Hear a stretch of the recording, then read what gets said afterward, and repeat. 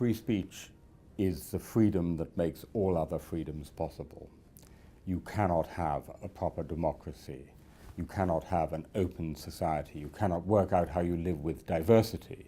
You can't have academic freedom unless you have freedom of expression and information. It's a foundational freedom. What I argue in my book is that there are actually two fundamental questions about free speech. How free should speech be, and how should free speech be? In other words, how will we talk in the space which the state should leave us? Now, this goes, for example, to the media. If you take Hungary or Turkey or many other countries, according to the law, you have free media. But through ownership, through fear, through promoting other messages, you don't actually have the media you need for democracy and an open society. That is to say, a media in which you don't have alternative facts, but facts are established, evidence is clear for all to see. Karl Popper's vision was of societies that moved from closed to open.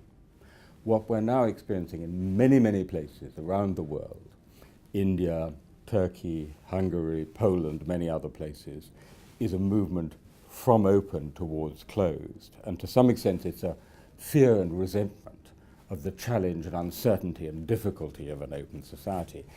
Unfortunately, this is very much facilitated by control of media through ownership.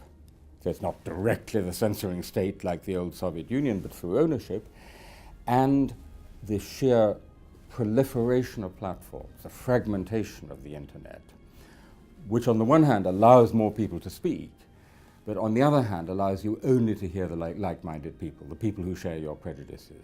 So it's also the challenge of the post-fact society. And open society and liberal democracy depend on us having a shared body of facts and a different set of opinions.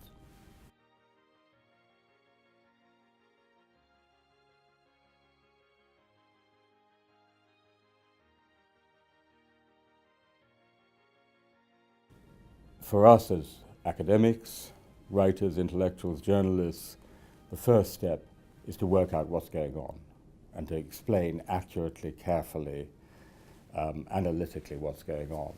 In terms of echo chamber effects, I think that's much more different, because that's happening in very free societies. That's happening in Canada. It's happening in Germany. And the challenge is not to establish the facts. I have no difficulty proving that Barack Obama was born in the United States. The challenge is to get inside the echo chamber of those who don't believe this and don't necessarily want to hear it, and particularly don't want to hear it from liberal elites, experts, mainstream media. So that's a challenge actually to the craft of journalism, or the craft of writing. It's telling those stories about what is the reality in ways that actually reach the people who are voting for Brexit, voting for Trump, voting for Viktor Orban, voting for Marine Le Pen. So I think the great challenge for liberals with a very small L, I mean, that's to say people who believe that individual liberty is the highest political value, but there are many other significant values such as security, peace, justice, which also have to be respected. In that sense, you have liberals on the right, in the center, and on the left. So it's not a left or right thing. The challenge for us liberals with a small L is that we have to do two things simultaneously. We have to do self-criticism, understand what we got wrong, and at the same time, we have to fight for these values. And that's quite difficult to do at one and the same time. Most soldiers going into battle are not engaging in self-criticism. They're getting ready to fight. So the classic sentence of the voter for the populace is, I don't recognize my country anymore. Because of immigration, because of social liberalization, because of globalization, there's just been this tremendous speed and scale of change, and this has been too much for many people. And so I think we have to acknowledge that and recognize that people need to have a sense that these things are under control, and also that their voices are being heard.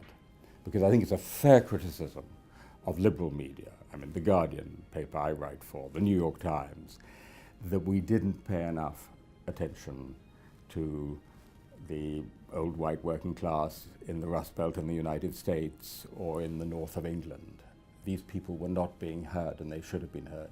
The other thing we have to do is to work out how, on the basis of liberal values, we can actually win back these people who have become so unhappy, are feeling so marginalized, that they would rather vote for a closed society than for an open society.